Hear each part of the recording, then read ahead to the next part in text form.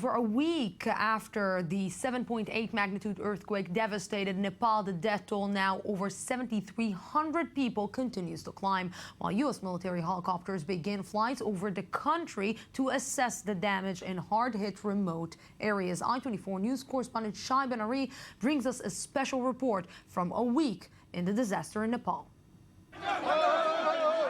It was a week of despair mixed with glimmers of hope in Nepal. Pemba Lama, a 15-year-old boy, has become one of the symbols of Nepal's disaster. After being pulled from the rubble by rescue teams, he was taken to the Israeli military field hospital, erected on the outskirts of Katmandu. The doctors here were surprised to find him almost unscathed, despite spending more than 5 days under a collapsed building. Even more than a week after the quake, survivors are still being found alive against all odds, but only a fortunate handful are lucky enough to withstand such an ordeal. This is where a 16-story residential building collapsed, burying those trapped inside. This Indian Army officer was optimistic. Maybe chances is there, but very less chances that there may be, but we are still searching.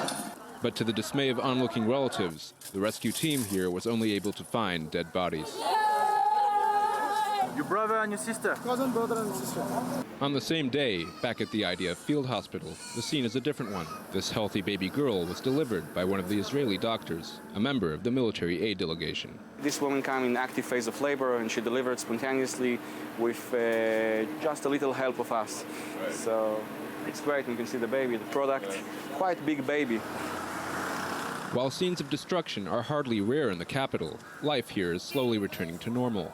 The true crisis is now in the rural mountainous regions to the north, where some villages have been almost completely wiped out.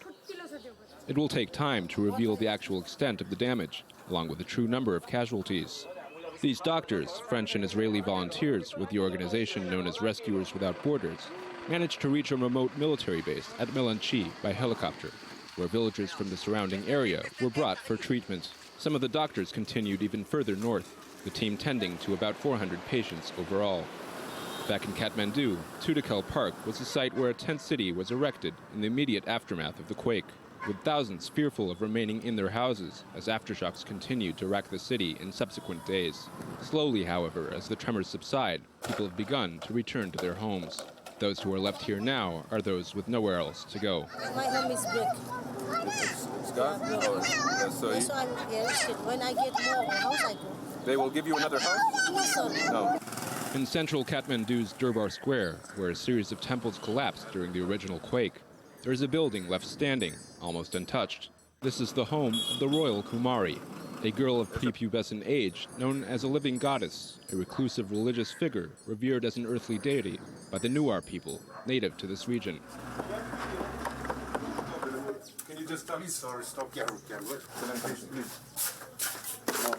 While we were not allowed access to the Kumari herself, this man assured us she survived the earthquake unharmed. We are very scared that time. It's going to earthquake. The whole temple is going down. We are very afraid. We are going to know everywhere. Where is the safety place? We can go there. And she's okay. What was it like for her?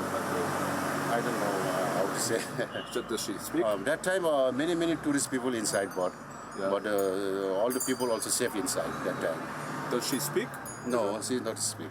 She doesn't speak. She can speak with our family. A week after the disaster, most of the foreign rescue teams and volunteers have now left Nepal. Their time here and experience they are unlikely to forget. As far as we're concerned, this experience has been a source of great pride from an Israeli and humanitarian perspective because we were able to save many lives. For all the survivors left behind, it seems the true magnitude of the disaster will only be revealed in the coming weeks, as access to the more remote areas affected becomes available. The task of rebuilding a shattered nation looms, a long road ahead.